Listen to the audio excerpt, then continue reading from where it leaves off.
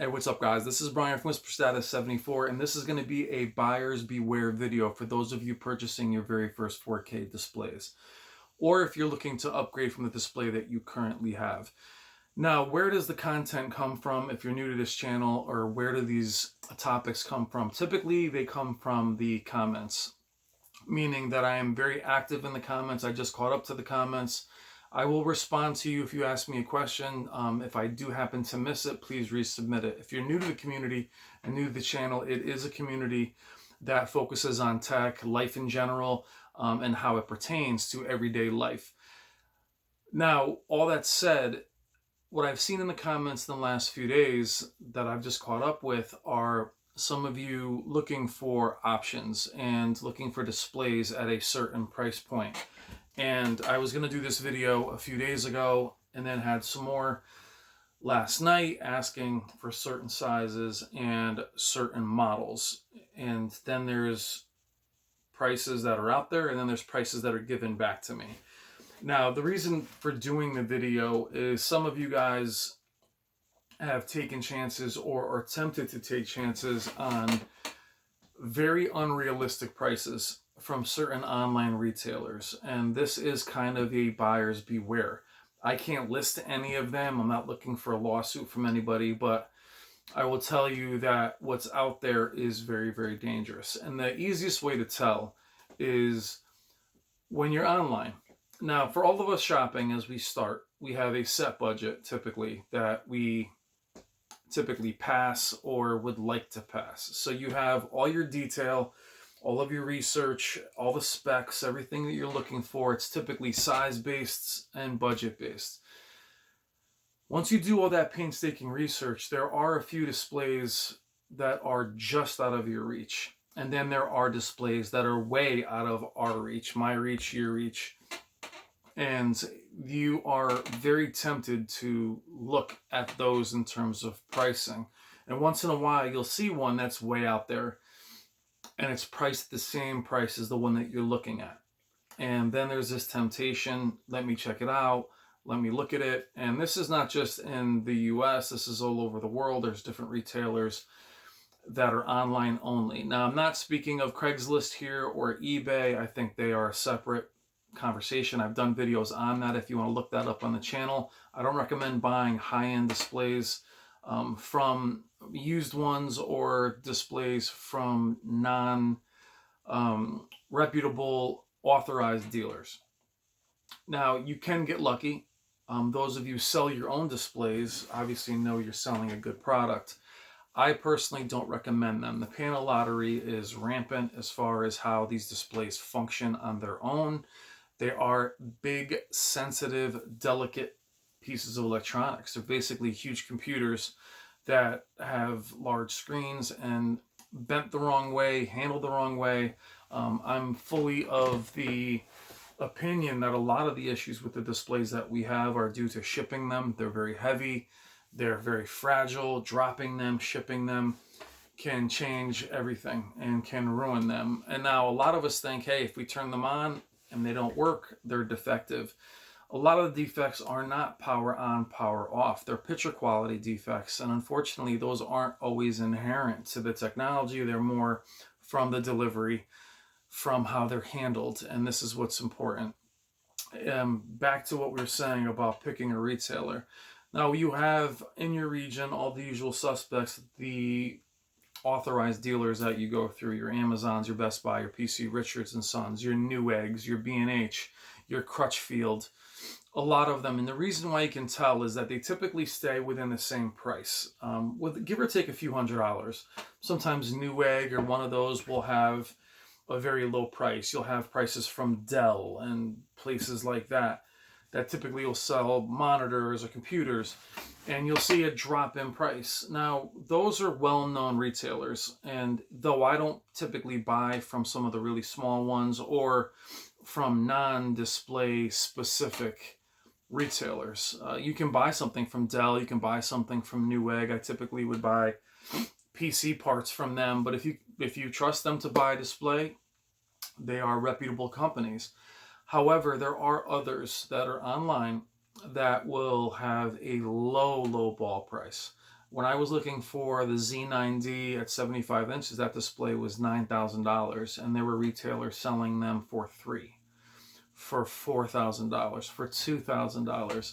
If you look up your favorite display or the display you really, really want, now you have the display that's realistic to all of us budget wise, and then there's the one that's a little bit more, and then there's that way out one. Start searching for that way out one. Google it, look for look for your images, then look for shopping, and you'll start to find some pretty interesting options. And what's interesting about doing this is it's actually tempting. We want those unobtainable displays so badly, whether it's a much larger display or it's an OLED or it's something that is just so out of our price range. We start to compromise our better judgment. We start to say, well, maybe, look, I'm reading, and again, I can't give you any of the names of the retailers as I'm not looking for a lawsuit, but I've done the research myself, and it is tempting. It is tempting to see a 77-inch OLED for, $3,000 that is within the last few years. Now, if you see something that's much older, that is from 3 or 4 years ago, maybe, but I wouldn't really buy a display from 3 or 4 years ago, simply because if there's an issue with it, there isn't going to be much the manufacturer can do to help you. They're not going to be able, they don't have a bunch of old displays in stock. They'll typically either send you back a newer model, which isn't always better. It isn't always better to get the newer version of the display that you have, which is why I don't always recommend buying more than a year back. Don't go buying 2 years back, as their inventory is very limited. Here's the risk. What a lot of them will do is you will go through the whole process. You will buy the display. Let's just say it's a 77-inch C9 or an A9G. They will then send you the wrong display. It'll be a LG LED or a Sony 800G or something like that. And you'll get it. It might even be in the box. It might be in a LG C9 box or Sony box. You take it out, you realize, oh, this isn't the right display. You call them. Their customer service is very friendly. Oh my God, we're so sorry. Hold on to it for a few days. The hope is to get you through your return window.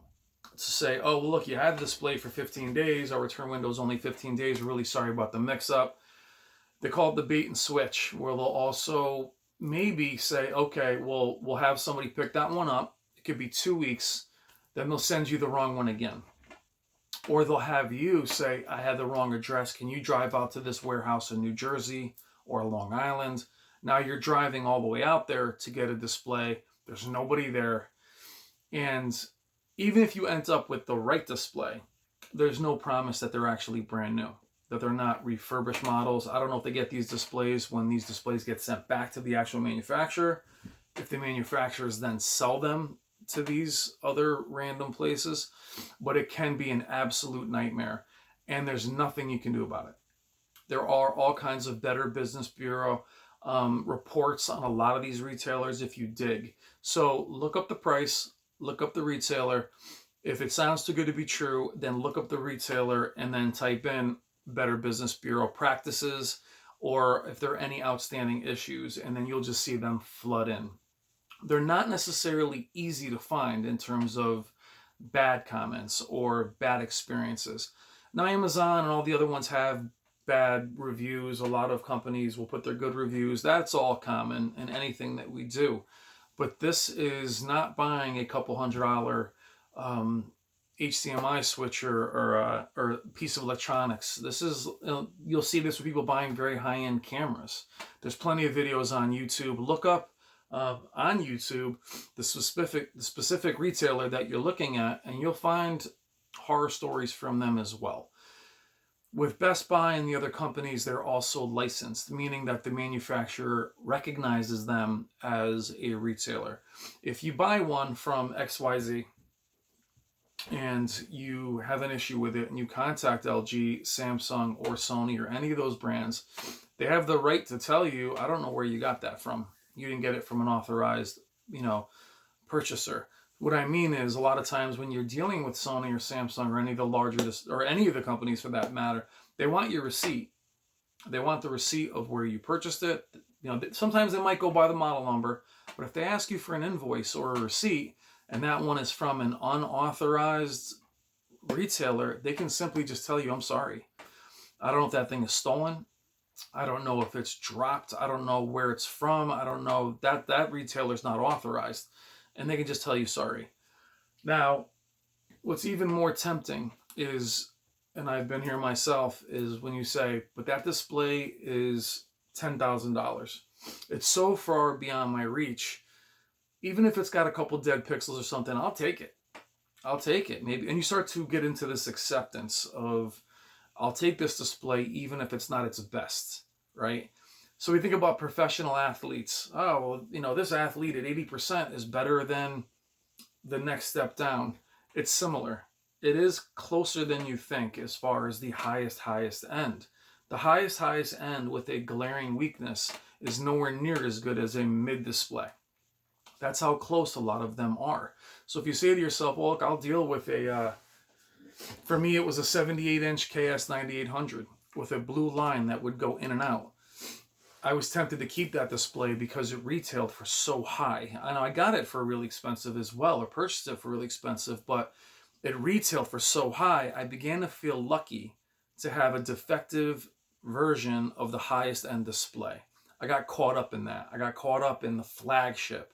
A lot of you guys are very caught up in defending your flagships, your purchases. And there is a buyer's remorse that is evident with all of us that says, well, my display is best because I spent X, Y, Z. It goes the other way when you buy a defective version of it. There starts to be an acceptance of, well, I only paid $3 for this 77-inch OLED with some bad burn-in or some terrible banding, or it's warped.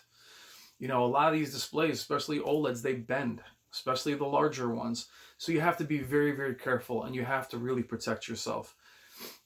I'm not sure how even your credit card company would respond if they would cover. Now, they all cover, some cover Discover, some other credit cards will cover your purchases. But if you're going, again, not through a reputable, authorized seller, they may not.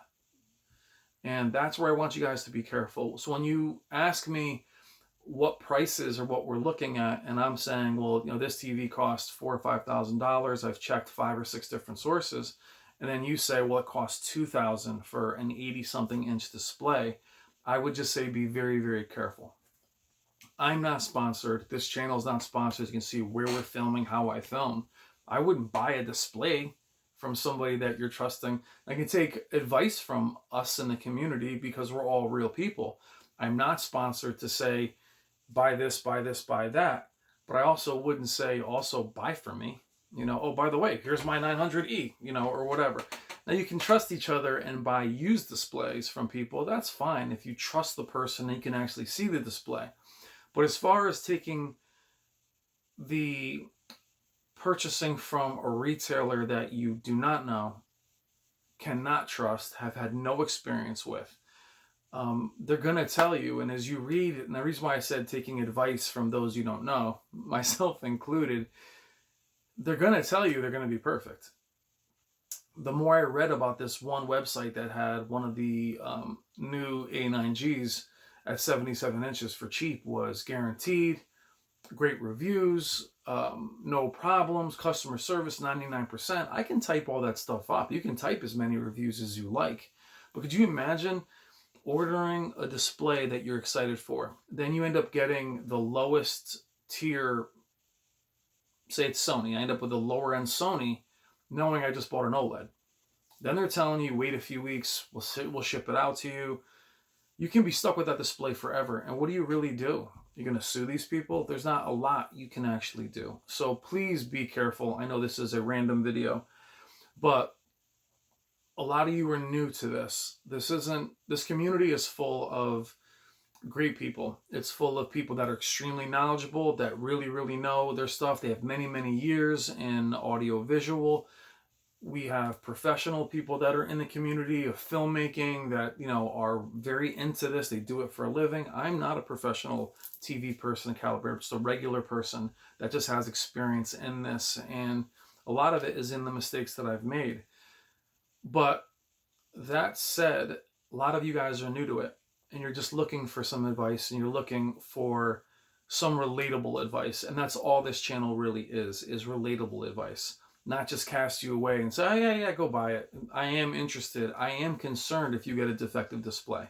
I don't want anybody to be stuck with this albatross, huge display, or not what you looked for. It's amazing how the purchasing of displays has gone from being a very exciting, joyful experience to an arduous, terrible one. SD, we were talking, he said that it's just a shame that it's gotten to be, because he's taken back some displays. Shout out to SD. Check out his channel. Is talking about the process and how frustrating it can be, especially once you get things home and they're not. And that's from reputable places. That is from reputable places that have large warehouses and inventory. It's still very frustrating dealing with them. Could you imagine if you're having an issue dealing with Best Buy, could you imagine dealing with some random online site where you're talking to some customer service person who's like, yeah, we'll get back to you. You're literally powerless.